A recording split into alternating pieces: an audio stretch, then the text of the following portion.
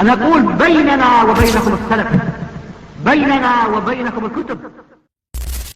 الحمد لله والصلاة والسلام على رسول الله وعلى آله وصحبه ومن اهتدى بهداه أما بعد.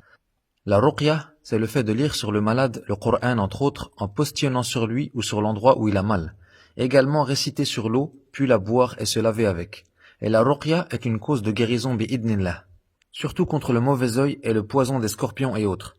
Et la meilleure des ruqya est Surat al-Fatiha, au point que le prophète sallallahu alayhi wa sallam la nomma ruqya. Également al-Qawaqil, qu'on appelle aussi al-Mu'awwidhat, yani al-Ikhlas ou al-Falaq ou al-Nas, sont très bénéfiques bi'idnillah. Et si la personne est touchée par du sihr, elle peut lire les versets en lien avec la sorcellerie par exemple. Et quant aux conditions de la ruqya, l'imam Ibn Uthaymin rahimahullah nous dit que, premièrement, il faut que le raqi, celui qui récite, et le marqi, celui sur qui on récite, ait la conviction que la ruqya n'est qu'une cause et que la guérison vient d'Allah Ta'ala. Deuxièmement, il ne faut pas qu'elle soit en contradiction avec notre shara'. Par exemple, comme le font ceux qui invoquent autre qu'Allah ou demandent l'aide des djinns, car ceci est du shirk. Et troisièmement, il faut qu'elle soit compréhensible dans un langage clair. Yani, si tu remarques lors d'une ruqya que le raqi prononce des mots incompréhensibles ou qu'il parle dans une langue inconnue, eh bien sache que c'est un charlatan. Certains savants mettent en condition que les formules de ruqya ne doivent être prises que du Coran ou de la Sunna. Mais ceci est discutable, car les preuves indiquent que la ruqya est tawfiqiyya et non pas tawqifiyya. C'est-à-dire qu'on n'est pas obligé de se limiter à ce qui est venu dans les textes. La preuve, hadith Auf ibn Malik, radiyallahu anhu, lorsqu'il dit « Nous pratiquions ar-ruqya dans la jahiliya ». Nous dirent alors au messager d'Allah sallallahu alayhi wa sallam « Que penses-tu de cela ?» Il dit « Présentez-moi vos ruqya, il n'y a pas de mal aux ruqya qui sont dépourvus de shirk. » Donc concrètement tu peux, en plus de lire le Coran aux malades, utiliser des bonnes paroles dans ta ruqya, des invocations même si elles ne sont pas tirées de la sunna. Mais évidemment cela nécessite de la science afin de ne pas tomber dans des choses interdites. Il est donc probable que ces savants ont souhaité fermer la porte en mentionnant cette condition. De la même manière que certains savants ont mis en condition que la ruqya soit dite en langue arabe. Wallahu a'lam. Mais il faut savoir qu'il n'y a pas mieux que se faire ruqya soi-même, car ceci fait partie de la perfection du tawhid. Pourquoi ?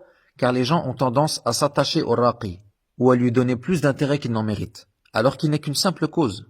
C'est pour cela que le prophète sallallahu alayhi wa sallam a dit dans le hadith bien connu qui se trouve dans Kitab al-Tawhid, concernant les 70 000 qui entreront au paradis sans jugement ni châtiment, il dit « Hum alladhina la yastarqoun, wa la yaktawoun, wa la yatatayyarun, wa ala rabbihim yatawakkalun » Ce sont ceux qui ne demandent pas qu'on leur fasse ruqya, et qui ne se soignent pas par cautérisation, et qui ne croient pas aux augures, et qui placent leur confiance en leur Seigneur. En résumé, demander qu'on nous fasse ruqya est permis, mais ça nous prive de faire partie des 70 000 qui entreront au paradis sans jugement ni châtiment. Certains savants ont fait exception de la personne malade qui n'a pas d'autre choix que de demander qu'on lui fasse ruqya. Car chez certains gens possédés, le djinni a une telle emprise sur eux qu'ils sont incapables de se faire ruqya tout seuls. Et même pour faire leur adhkar, c'est un vrai calvaire. Voilà pourquoi fait partie de l'ihsan, la bienfaisance envers son frère, de lui proposer de lui faire ruqya, avant que lui ne le demande. Surtout si on voit qu'il en a besoin. Et dans ce cas, il n'y a aucun mal à accepter. Yani si on te propose de te faire ruqya, accepte. Ça n'entre pas dans le fait de demander toi comme dans le hadith. D'ailleurs, Jibril alayhi salam a fait ruqya au messager d'Allah sallallahu alayhi wa sallam. Hada min al-ihsan. Donc, comme on l'a dit, la perfection du tawhid, c'est de se faire ruqya soi-même. Mais comment on fait? L'imam Ibn Baz, rahimahullah, nous dit, en récitant Rabban nas, adhibil ba's, washfi anta shafi, la shifa'a illa shifa'uk, shifa'an la yughadiru saqama.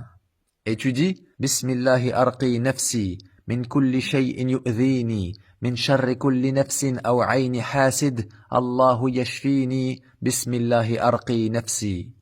Et tu dis, A'udhu bi kalimatillahi tammati min sharri ma khalaq.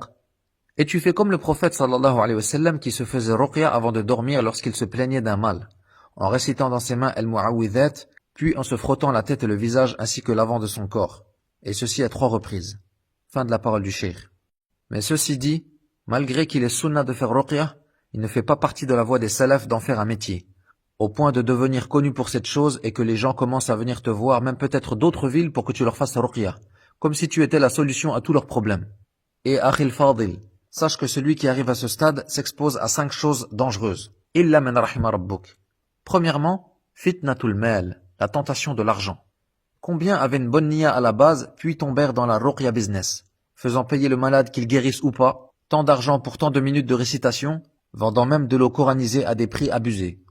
Deuxièmement, fitnatun nisa, la tentation des femmes. Et que nombreuses sont les histoires dans ce domaine. Des frères mustaqimoun, peut-être même salafiyoun, qui finirent par tomber dans la fornication avec leurs patientes, wal'iyadu billah. Et là j'en profite pour faire une nasiha aux hommes dont les épouses sont touchés par un mal occulte. Ittaqullah ya ikhwa, et ne ramenez pas chez vous des étrangers pour faire ruqya à votre épouse, ou même à votre sœur. Le musulman doit être jaloux pour les femmes de sa famille. Qu'est-ce qui t'empêche de réciter toi sur elle? Comme s'il fallait un diplôme pour lire Al-Fatiha sur ta femme. N'ouvre pas la porte au shaitan en laissant rentrer chez toi Abu Fulan le Raqi, qui va arriver en qamis blanc bien parfumé, comme le sauveur de ta famille, et qui va réciter sur ta femme avec sa voix mielleuse, alors que toi tu confonds encore le kef et le qaf. Fitna. Et imagine si pendant la ruqya ton épouse commence à s'agiter ou peut-être même à dire des choses obscènes à cause du djinn. Tu vas te mettre toi-même dans une situation qui peut être très gênante. Donc délaisse ça, akhi, et fais ruqya à ta famille toi-même. Tu auras certainement une meilleure niya que cet homme qui a fait de la ruqya son travail.